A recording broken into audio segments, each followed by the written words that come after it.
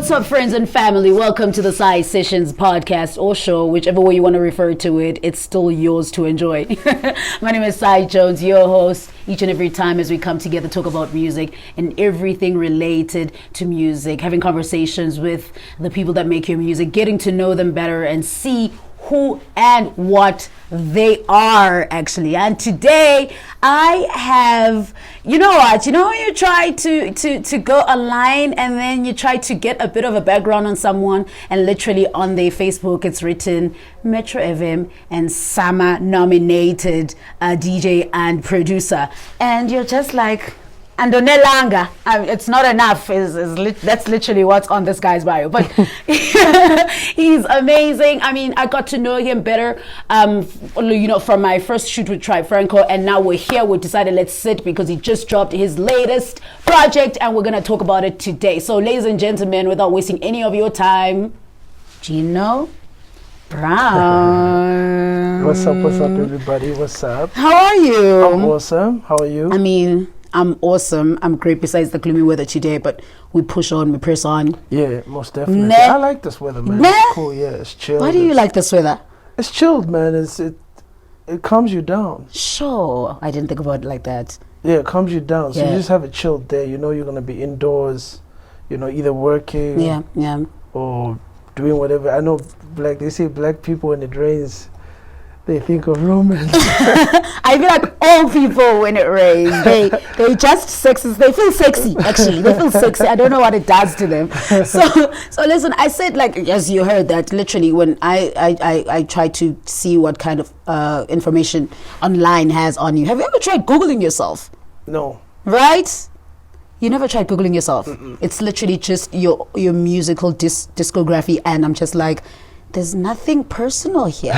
I want to know this guy because I got to know you in depth not in depth, just to kind of get into your mind and see what kind of mindset you've got when we were doing the Tribe Franco shoot, and we off air spoke, and I got to understand what kind of thinking you've got, and I found that this guy's pretty cool. Like, I need to engage with him on a deeper level. Yeah. So I'm glad that we're finally doing this. Most definitely. Let's talk about that. Your Facebook says Sama and Metro FM nominated producer and DJ. I think I need to also add Summer winner. Writer. You must, I think I need to add that. But Shay'INumber. You know what I feel like you need to add? Where you're from. I have no idea where you're from. I'm from Joburg. You're from Joburg? Yeah, born in Alex, actually. Born in Alex. Yeah. So because I feel like I felt like your influence is so North African that I was so convinced you're from the further north of Africa. Yeah, get that a lot. You do get that a lot. Some also thought I was from West Africa. Which part is West Africa? It's Nigeria. Oh, yeah. Not Northwest, yeah. Yeah, so it's Nigeria, Congo, and I think Senegal as well. West Africa, yeah. But I don't have the West African body, man. What is the West African body? It's tall, built. What do you? How about the essay body? And you know what they say about SA men? Like, apparently you guys aren't attractive. It's the silliest thing I've ever heard. Really? No, guys, South African men are attractive. I don't know where they get that from. I think we are attractive, man. Yeah. I think maybe, it's preference, man. I guess it's how what's attractive. I guess, yeah. So you did mention Shay'INumber, by the way, which is, I guess, where most of us are going to say we know you from. Am I mistaken? First, Body Language. I think a lot of people know me from Body Language. Cool. And then let's say that. And then Shay'INumber. Yeah. Are you still cool with the boys, by the way? When you say cool, I mean when I bump into the guys, I greet them. We cool, man. I have no beef, man. Nah. I just want to make music, man. That's just who I am. I just want to make music and serve the people. Yeah. Because sometimes in certain situations, people have minor fallouts. And I don't know if I heard right somewhere that you guys might have had a fallout or something like that. Yeah, we had a misunderstanding and a disagreement. Look, man, we were never friends. It was always a business transaction, which didn't go well. And yeah, man, it's just something that left a bitter taste in my mouth. Yeah, I get you. Yeah, but at the same time, I learned. True. Yeah. It was a lesson, man. Yeah. I had to go through it to learn and see how the game is. And yeah, man, it's just, it is what it is. It is what it is. How is the game for you in that sense, in that regard? For you, how is the game? Man, to tell you the honest truth, I just feel like it's no longer about talent. Sure. You know? Yeah. The talented guys, and it's a two-way street, because I believe the ones who are not really that talented, some of them work harder than the talented ones.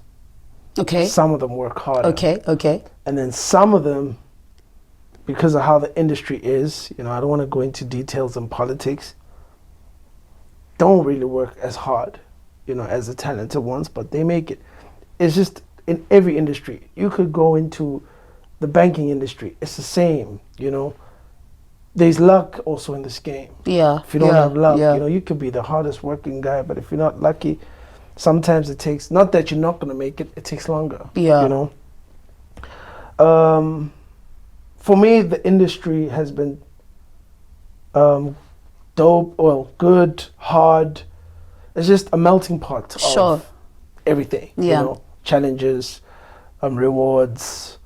You meet people, great relationships that thrive. Some relationships end. You know, it's just part of the journey, man. You know. So, but what is, you know, when you mention the point of some people work hard, but they're not as talented, but it could also be like the reverse as well.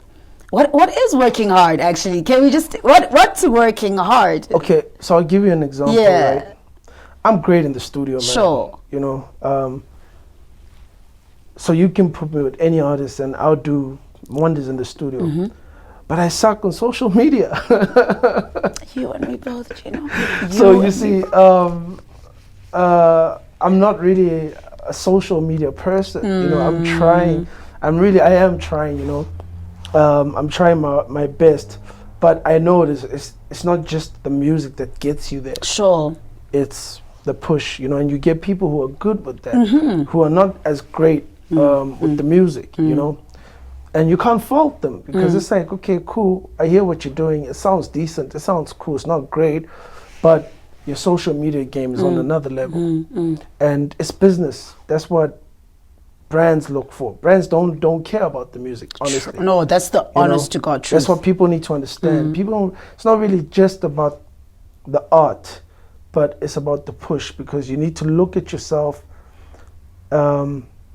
as a brand, as a business. If you were Coca-Cola, it's not just about the content inside, it's also how they brand themselves. Seeing Coca-Cola every time, you end up buying it, you know? So if someone sees Cy Jones, like every week, you know, Cy Jones is doing this, someone's will be like, who is this Cy Jones?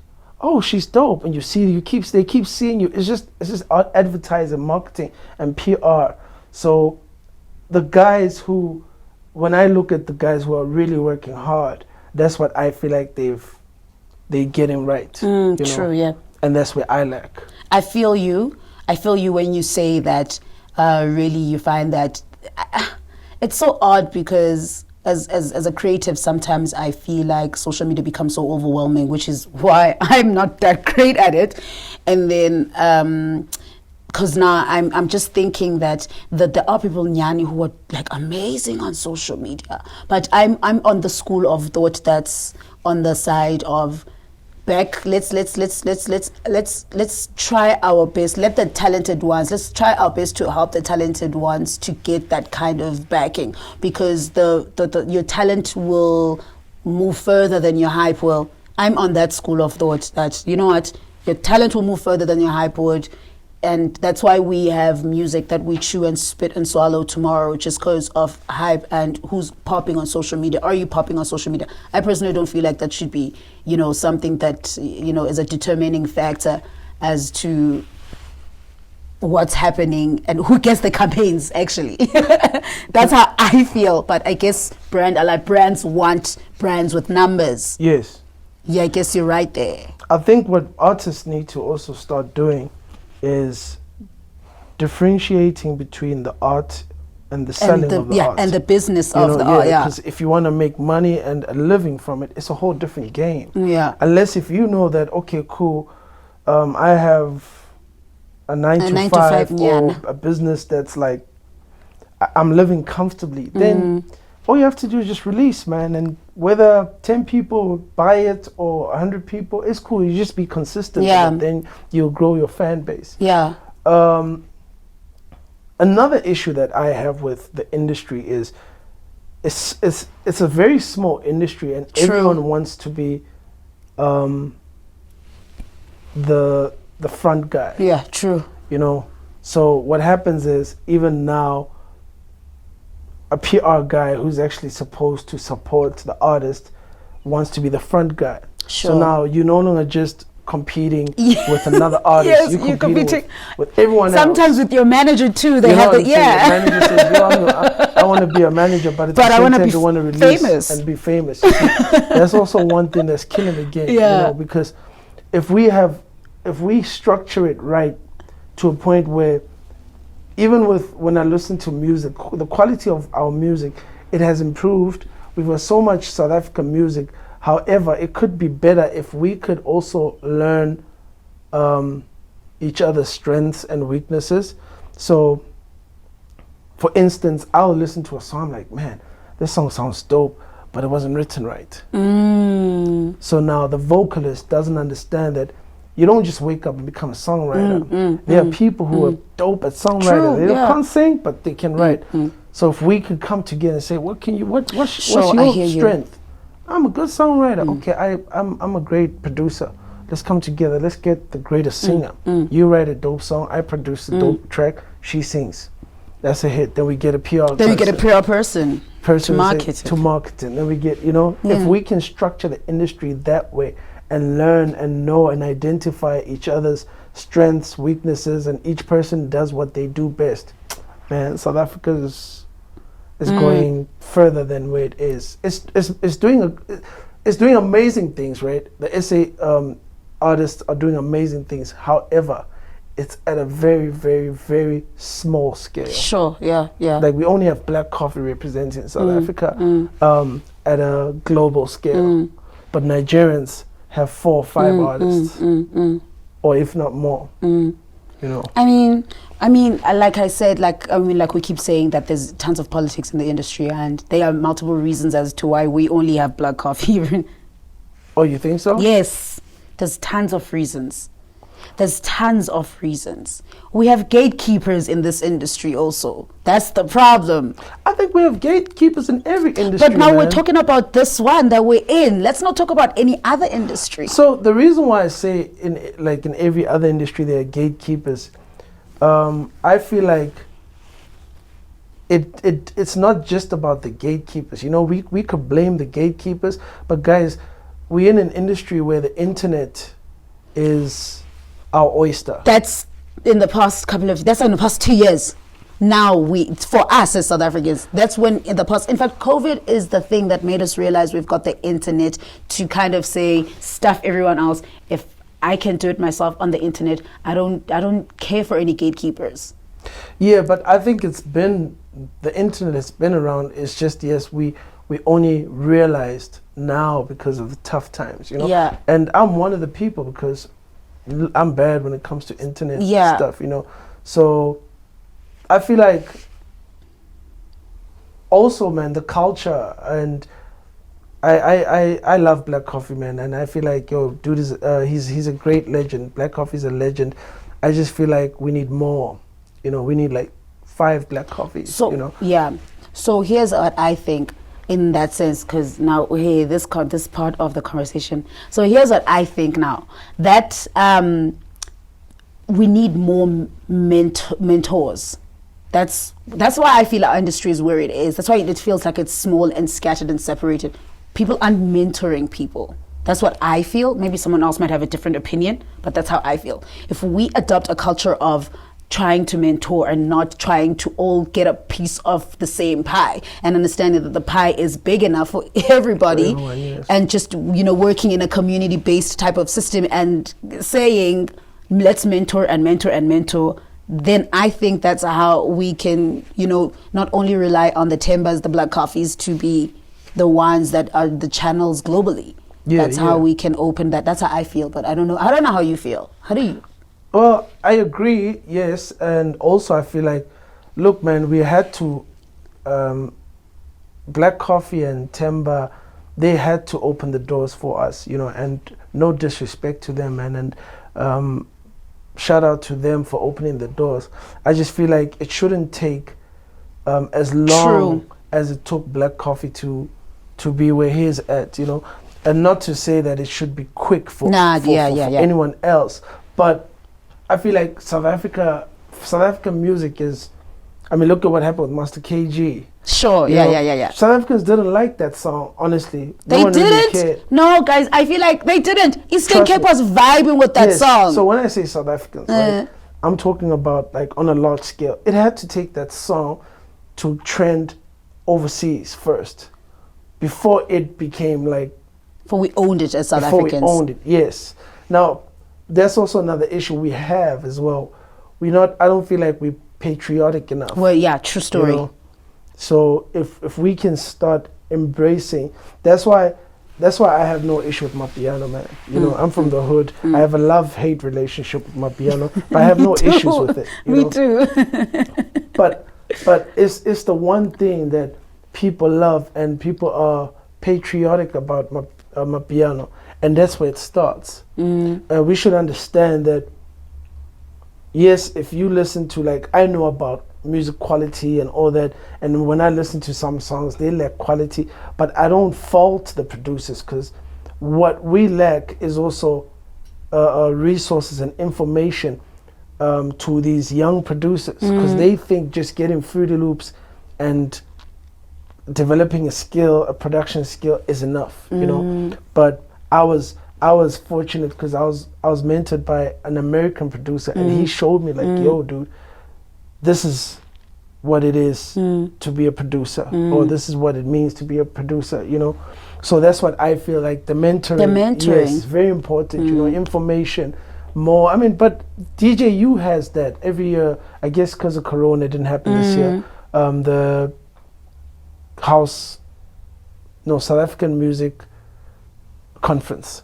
Have you been to the South African Music Conference? No. It happens every year in July, Durban, July time, yeah. So you have DJU. DJU comprises of Mosquito,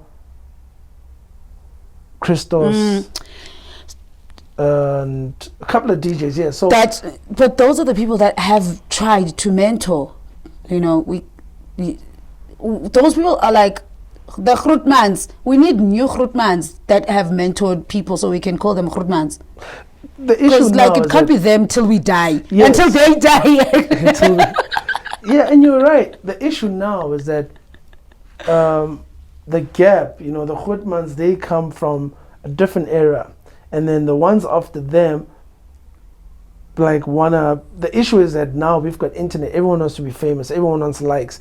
It's just a different ball game, man. It is though, no, true story. I feel like now when it comes to information, it's also about who wants the information. So hence Sai Sessions. It's a great platform. That's what we need now. We need more platforms like this that teach and inform the next generation and upcoming guys. You're so 100% right, and I agree. I guess it's the point. It's the reason why we do this and we sit down and we have conversations. Yes. Yeah. You talked about you and who you are and where your mentor type, your American mentor type of situation, and when you said that, I wanted to tap into that on some do you feel like that has been an influence, a big one, on the kind of music that you make? Well, yeah, definitely. I grew up on 80% American music. So do you hear even how you speak? It's like, serious. I swear, it's like, come on now. so like, the influence is there. How major was the influence in the music? In the music? Yeah. I met Crump in 2011, Harrison Crump. Okay. I met him in 2011. I was about to ask which Crump. Yes, I met Harrison Crump in 2010 actually. And yo man, Harrison has mentored me from 2011 up until today. He still listens to my songs and tells me we always fight. The influence is always gonna be there because literally I grew up on American music, R&B, hip hop. I mean every South African grew up on American music, you know. Well, most maybe 90%. So the influence is heavily there. But my music is also heavily influenced by Africa because I am passionate about being African. I'm passionate about being South African from the hood, you know. So you're always going to hear a bit of, or not even a bit, but you're always going to hear the South African township influence. Sure. Yes. So is now the timeline of you being you started with being a producer, then DJ. No, songwriter. Songwriter. Yeah, that's how I actually started my career. Paint that timeline for me from primary. Oh, whoa! I feel like asking how old you are now. I'm 32. Okay, not sure. that old. You know, not that old. Not I'm glad you said that because for some reasons, 30-year-olds they feel like they are. No ways. They man. feel like they've Still clubbed young. life, man. No ways. I'm still very young. Until I'm 50. Yeah. 50 is old. Like I found that 50 is not old. Hey, have you seen what 50-year-olds do nowadays? Okay, 50. Well, 80 is old then. 80 is old. So paint the timeline for me. Songwriter in primary school and to right now being this award-winning, summer-nominated. Yes. So let's talk about that. Paint the timeline for me. So I started writing songs from primary. I think that's What were you writing in primary? Tell me. Songs. Love songs. Yes, definitely love songs. I was an R&B guy, man. I loved R&B. Did you send letters to? Yeah, definitely. Sure. Man. I was a I was a romantic in primary. So I wrote songs. That's how I expressed myself. I was very shy. I'm still very shy. So you could never tell. Yeah, I'm very shy. So I couldn't express myself like this. So I would write and send it to her, to whoever I was dating. So I started writing songs from primary, started making beats in high school, 2009, I wasn't in high school in 2009, 2005 I was in high school. Yes, I started making beats in 2005, hip hop. Okay. Yeah, I was making hip hop beats and then only started making house beats in 2007. Yes.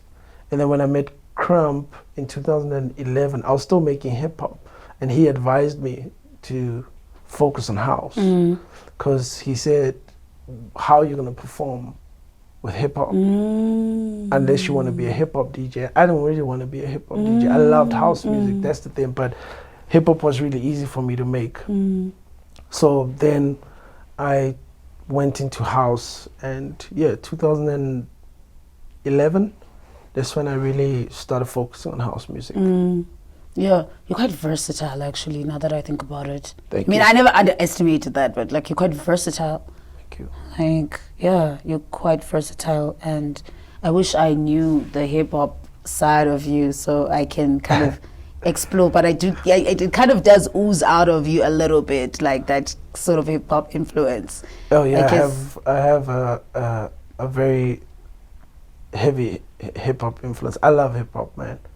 I love hip hop. I love R&B. I love music. You love music, yeah, everything. Yeah, you love music. Yeah, it's an art. Sure. Yeah. Paint for me in fact, not for me, for everyone. I've never heard your sound. Paint for me the picture of what your sound looks like. If you could even paint it in colors and words, that would be even dope. So right now, right? Yeah. The sound right now. Yeah, no, I don't want the sound. I want getting to the sound right now. I want the overall sound. Well,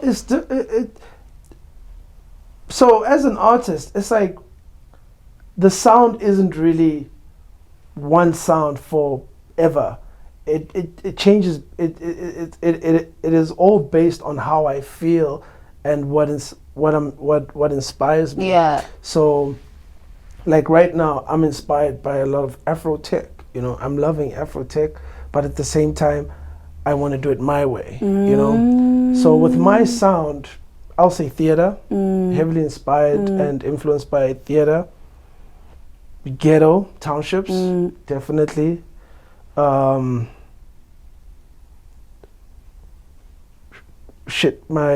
imagination, because I'm always thinking about music, songs, and concepts, you know, and dance, definitely. You have to dance, and it has to be groovy. You know, I mean, in SA, we love our dance music, you know. So my sound is, and tribal, so African, you know, and also nature. I love adding sounds of animals and kids and just the world, man. I don't know if I'm crazy, but I just painted an image of my head of everything you just said. Maybe I'm crazy. I don't know. But I saw it in my head. You saw it in your head? Yes. You're not crazy. Yeah, I saw it in my head. But the reason why I asked that is because people, you know, when you listen to someone and you just like, this sound, that sounds like a heavy K. Definitely this sounds like heavy K. This sounds like a TNS, you know, type of vibe. So that's why I was wondering if you have that thing whereby you kind of input in your music consistently, whereby we can say, this sounds like a Gino Brown. I guess maybe there's certain things I do. But if I play a song, like if I play you 2 songs, and I don't think you'll be able to tell from the beginning of the song. You know, it's just certain things I'll add, but not necessarily. I've never wanted, I don't want to be predictable when it comes to my sound. That is so tricky. You don't want to be predictable. Yes. What do you want to be? I like surprising my audience. Okay. Because the thing is, today, you see, like, the weather is never predictable. You know, but it's the weather. The weather is never predictable. Human beings are. No, but that's the thing. What makes us predictable is just behavior. Sure, okay. But moods, man. Like, today, I could sit there and make a love song and literally decide on purpose that I'm not going to put drums on it. So how are you going to tell that it's a Gino Brown sound unless I do it on purpose? So producers do it on purpose to sound a certain way because it makes sense. It's like having a brand like Coca-Cola. You know that is Coca-Cola, you know? I guess that's where I don't know how to put it. I'm just stubborn like that. I'm like, people will say, yeah, we can hear it's a Gino Brown track. But it's because I did it on purpose. Sure. But if I don't want to. Okay. Yeah, like when I dropped Uchi, no one knew it was me. Really? Yes. After getting to know you, I felt like I knew that it sounds like a Gino Brown. Really? Yes. But if you listen to Shay'INumber and you listen to Uchi, I know. Shay'INumber was the confusing one for me. Shay'INumber was the confusing one. I won't lie. Shay'INumber was confusing for me. Serious? Yes, highly confusing. After Why? I got to know you, and then I got to know, I got to kind of see exactly your vibe, your energy as well. Uchidaida made sense, but Shay'INumber didn't make a lot of sense to me Gino Brown. I don't know why, unless that's who you are, but I swear it was like, No, I loved Shay'INumber though. Like I love Shay'INumber. Don't get me wrong, I love it. But it just was like, for me, I was like, okay, I felt more of the description you just painted on literally your other songs. Yeah. Because now that I've gotten to know your energy and I can say your spirit, then I can say, flip, okay, this made sense to me. Unless you feel the opposite way. Well, Shay'INumber, I did that on purpose. Everything I did, like how it sounds, I did it on purpose because I wanted to appeal to a certain market. Exactly. That's what you see. I felt that. So that's exactly what I was saying. That you a producer will do certain things on purpose. So you're like, that's Gino Brown. Oh no, that's not Gino Brown. You see, like how you feel like Shay'INumber. Did he really, like, it was confusing? Yeah, Shay'INumber confused me. Yeah, Shay'INumber confused me. And actually, there are people I've met who feel the other way around. Really? Where Uchi confused them. And Shay'INumber was more my sound. So, yeah. So that's why I don't like focusing on my sound. I let people decide, you know, but I'm in studio, like, I'll be like, you guys think that's my sound? You think you know I'm me? gonna change it up. You think you know me? Yeah, I'm gonna change it up. And they said, is that's Yeah. you? Yes, I like that. I like not being predictable. I like people being shocked that you did this, you know. And also sometimes I disappoint people. I'll release something I'm thinking it's hot. People are like, it's cool. It's just what it is, man. Like Mamela on your latest project. Are we calling it an EP? Are we calling it an EP? Like, what are we calling it? You can call. You see what you said. You said you can call it a podcast or your show. It's like that. One like of those. That. Because look, man, titles, and I remember. I'll give you an example. I remember back in high school, I had that rotating camera phone, and you could take selfies before the word selfie was invented. I know that. And now the word selfie is invented. Apparently, guys shouldn't take selfies. It's gay for guys to take selfies. I'm like, look, I've been taking selfies since high school. Now there's a title. See, so now EP album one is just semantics. It's just semantics, yes. It's just semantics. By the way, if you're out there thinking that selfies are gay, check your masculinity. It's so fragile. Masculinity is so fragile. So let's talk about the project. Yes. Lalela. Yes. And when you said that you want to, surprise us, I felt surprised in the sense that I didn't feel there was like, I felt like there was more than one of you. I'll make an example. It's Kuka. And I think it's Baby, yes. Same vocalist. Those are my two favorite, by the way, from the project. Okay. Those are my two. I play them on repeat. Oh wow! Dope. I felt like they completely different from you put Uchi Daida as well in there. Completely different. Yes. And that's now how I felt when you said you want to surprise us. I don't know if that's what you were going for when you put the whole thing together. What were you going for?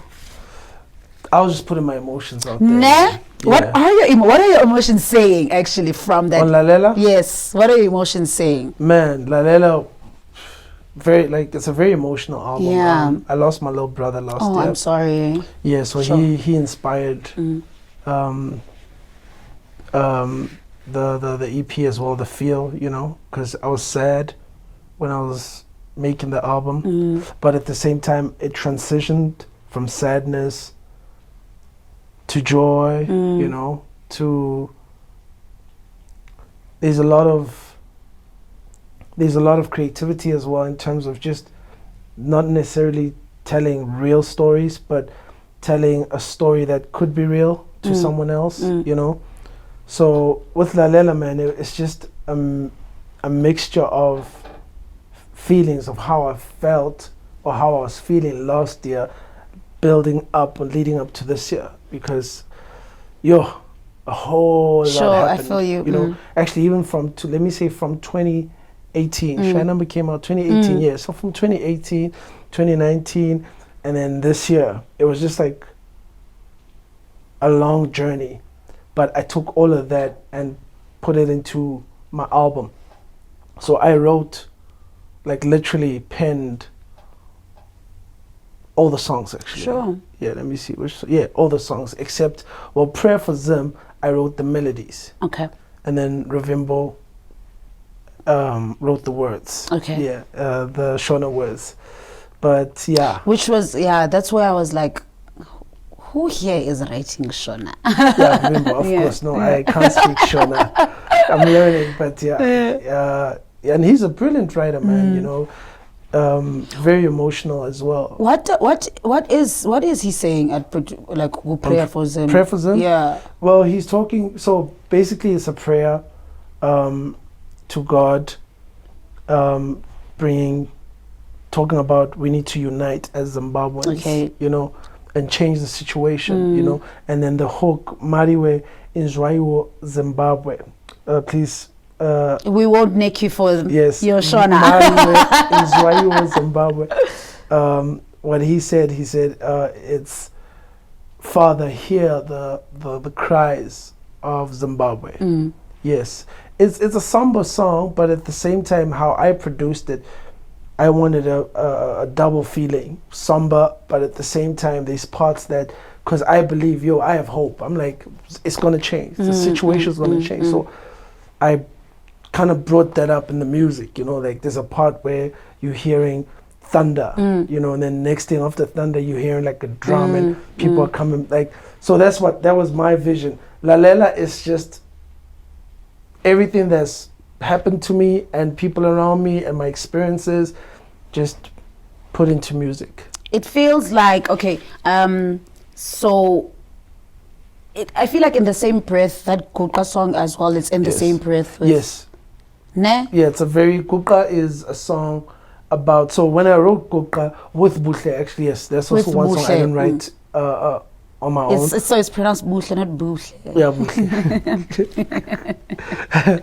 So Guqa was a track. I wanted a song where anyone could relate to, because it just says kneel down and pray. Yeah, It's not throughout. Like, it's not about any religion or any belief, but it's about just when you're going through issues, kneel down and pray, man. Everyone prays. That's what I believe. I believe in some way, somehow, we all pray. Me too, I do believe that. I do 100%. Yeah, we all spiritual beings, man. So Guqa is just that, it's a spiritual song. So from track 1 to the last one, is there a sequence of story that you want to share with us? No, not really. It was just... So okay, obviously the first song, Lalela, that's the intro. Intro. So basically what I wanted to achieve with Lalela is, it's me saying, listen to me. It's not really about trending. It's not about what sound does it make, but it's literally me expressing myself through music and through creativity. There were no technical ways of how I'm arranging the songs. I just made songs that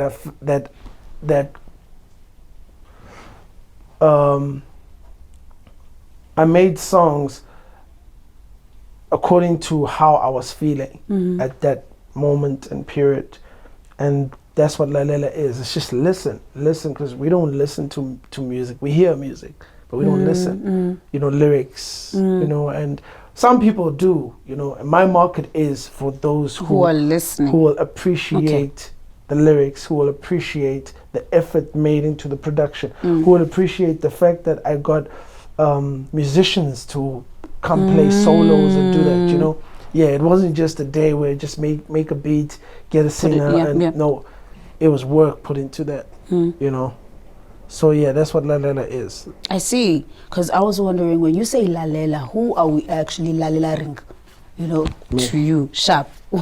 Just that's who's Sipo?